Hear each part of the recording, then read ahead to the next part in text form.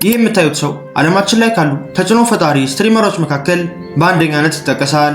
ነገር ግን ከዓመታት በፊት የጎዳና ተዳዳሪ የነበረ ሲሆን የታዳጊነት ህይወቱም በጣም ከባድ ነበር። በዚህ ቪዲዮ የዚህን አስገራሚ ስትሪመር የህይወት ታሪክና እንዴት እዚህ ደረጃ እንደደረሰ ነግራችኋለሁ። ሰሞኑን ላይካችን በጣም ስለቀነሰ ላይክ እንዳይረሳ። ወደ ቪዲዮ ካይ ሴናት ተወልዶ ያደገው ኒውዮርክ ነበር። መጀመሪያ ላይ ካይና ቤተሰቦቹ አሪፍ ኑሮ እየመሩ ያለ አንድ ችግር ይፈጠርና የቤተሰቡ ሙሉ ተስፋ ይጨልማል። ካይ ገና 5 ዓመቱ ያለ አባቱ ቤተሰቦቹን ጥሎ ይጠፋል። እናቱም ብቻዋን ካይንና 3 እህቶቹን የማሳደግ ኃላፊነት ተጣለባት። በጊዜውም እናቱ የማሳደግ አቅሙ ስላልነበራትና ለቤት ኪራይ የሚከፍሉት በማጣታቸው የጎዳና ተዳዳሪዎች የሚቆዩበት ቦታ መኖር ጀመሩ። ለካይ ሴናትም ሁሉም ነገር ያስጠላው ሲሆን ገና በሕፃንነት ዕድሜውም በጣም ተሰቃየ። ነገር ግን ከዚህ ሁሉ በኋላ አንዲትን ህይወቱን የቀየረ ሴት ተዋወቀ። ይህች የምታያት ሴትም አንት ካቲ ትባላለች። ክረምት ላይም የጎዳና ተዳዳሪ ህፃናትን ሰብስባ አንድ ካምፕ ውስጥ ታቆያቸው ነበር። በጊዜውም ካይ እዛ ካምፕ ውስጥ ኖርማል ህፃን አልነበረም። ካቲ ጋርም በጣም የሚግባቡ ሲሆን ከተለያዩ በኋላ እንኳን በየዓመቱ እየተመላለሰ ይጠይቃታል። ካይ የሚያስፈልገውን ነገር በሙሉ ካቲ ታሟላለት ነበር። On top of that, you've got me like my first laptop to start editing videos on. And I got the laptop and I literally like learned how to edit on there and I would sit on that couch. I literally have Snapchat videos.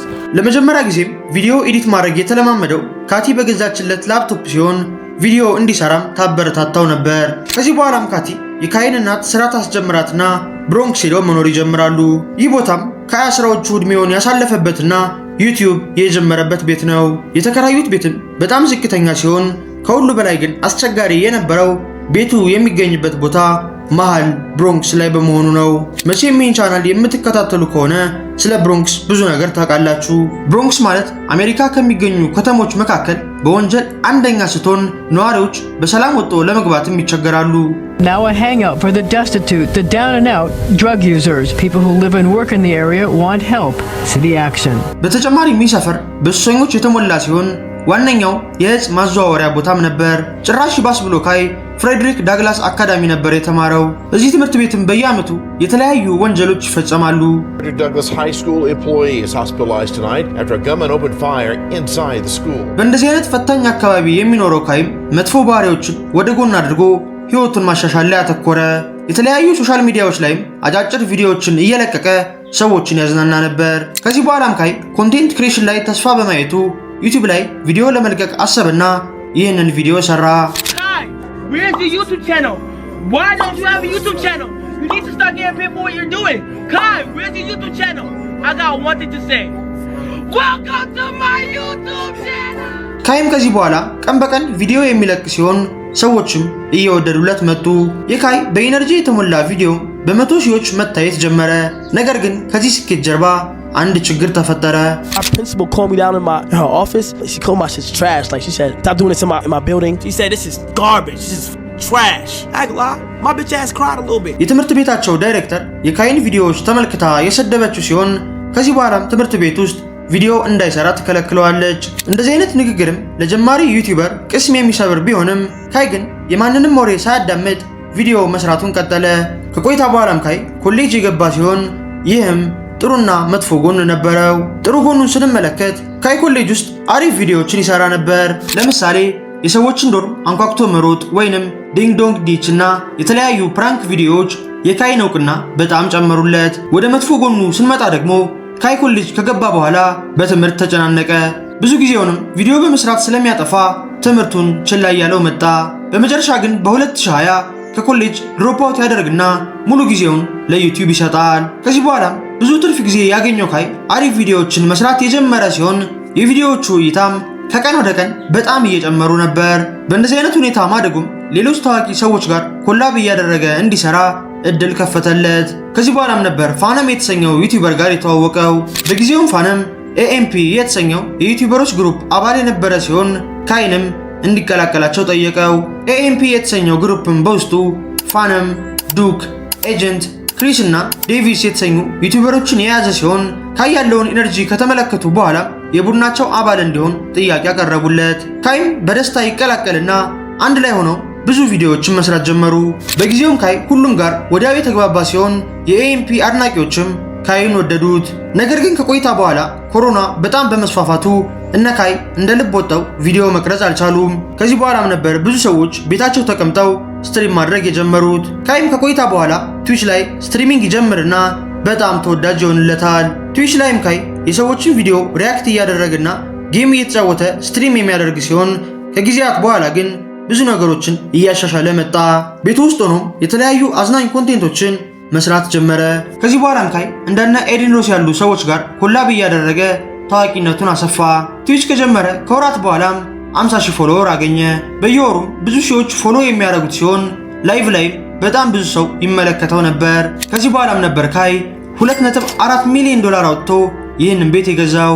እንደምታዩት ይህ ቤትም በጣም ትልቅ ሲሆን የባስኬትቦል መጫወቻ ሜዳን ጨምሮ ሰፊ የዋና ገንዳዎችም አሉት። ይቺ የምታያት ክፍል ደግሞ የካይ ናት ስትሆን ካይም እዚች ክፍል ውስጥ ነበር ስትሪም የሚያደርገው። ብሮንክስ ከሚገኘው ከዚህ ቤቱ ተነስቶ ይህንን የመሰለ ትልቅ ቤት የገዛው ካይ በጣም ተደስቶ ነበር። ነገር ግን ካይ ያላወቀው ነገር ይህ ሁሉ ስኬትና ሀብት ገና መጀመሪያው ነበር። ትዊች ላይም 20,000 ሰብስክራይበር በአጭር ጊዜ አገኘ። ሰብስክራይበር ስላችሁ ፎሎወር ማለት አይደለም። ትዊች ላይ ሰብስክራይበር ማለት የእናንተን ላይቭ ስትሪም ለማየት የሚከፍሉ ሰዎች ናቸው። ቀስ በቀስም ካይ 100,000 ሰብስክራይበር ገባ። ከዚህ በኋላም የካይ እውቅና በዓለም የተዳረሰ ሲሆን የመጀመሪያውን የሴሌብሪቲ ኮላብም ከነ ብሉፌስ ጋር አደረገ።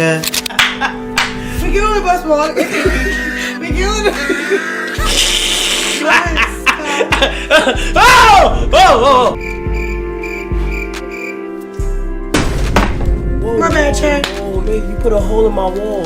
You rich, you can fix it. እና ብሉፌስ ጋር ያደረገው ቆይታም በጣም ቫይራል ይወጣና የበለጠ የካይን እውቅና ጨመረ። ይህ ሁሉ አልበቃው ያለው ካይ ሴናትም ማንም ስትሪመር አድርጎት የማያውቀውን ከባድ ውሳኔ ወሰነ። ይህም ለ30 ቀናት ስትሪም ማድረግ ሲሆን ይህንንም ማፊያቶን በማለት ሰየመው። በጊዜውም ካይ ቀን በቀን አዳዲስ ኮንቴንቶችን እያመጣ ሰዎችን ማዝናናት ጀመረ። በሰዓቱም 300,000 ሰብስክራይበር ያገኘ ሲሆን ይህም ማለት በትንሹ $750,000 ያስገኛል።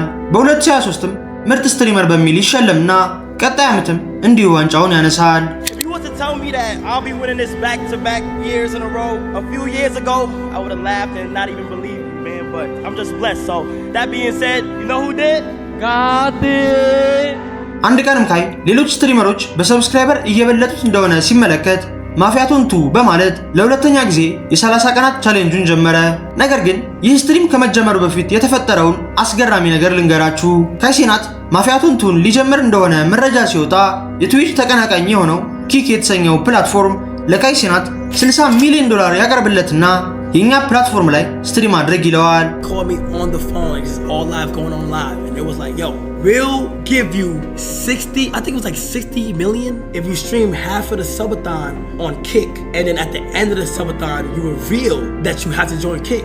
But I hung up the phone, I literally got down on my knees and I prayed and I asked God, if this is the right decision and I want to follow my heart, let me just make the right decision here and please let me regret it. 60 ሚሊዮን ማለትም በጣም ብዙ ገንዘብ ቢሆንም ካይ ሴናት ግን እምቢታም መረጠ።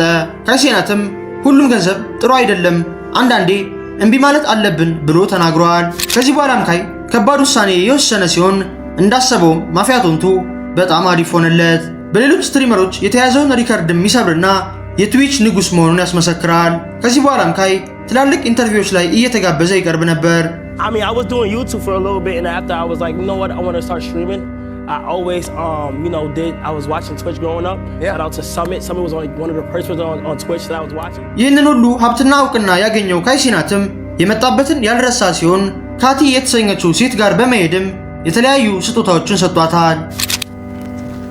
I want you to have $20,000.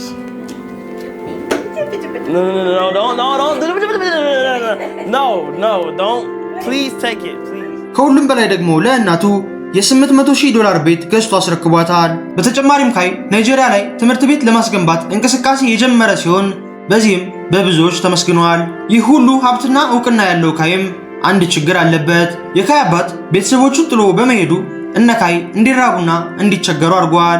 ነገር ግን ካይ አድጎ ሚሊዮነር ከሆነ በኋላ አባቱን ፈልጎ ያገኘው ሲሆን የካይ አባትም ሌላ ቤተሰብ መስርቶ እየኖረ ነበር። በጊዜውም ካይ እኛ ያጣነው ነገር እዚህ ቤተሰብ ላይ እንዳይደገም በማለት ለአባቱ ድጋፍ አድርጎለታል። Do you have a relationship with your father? I do.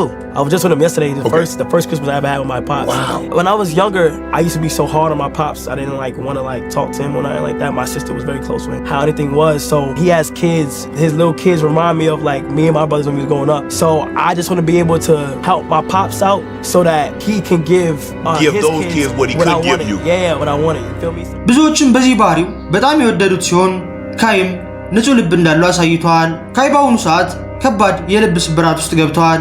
ቀጣዩን ቪዲዮ ንኩትና ሙሉ የፍቅር ታሪኩን ተመልከቱ። በቀጣይ በሌላ ቪዲዮ እስከምንገናኝ ሰላም ሁኑ።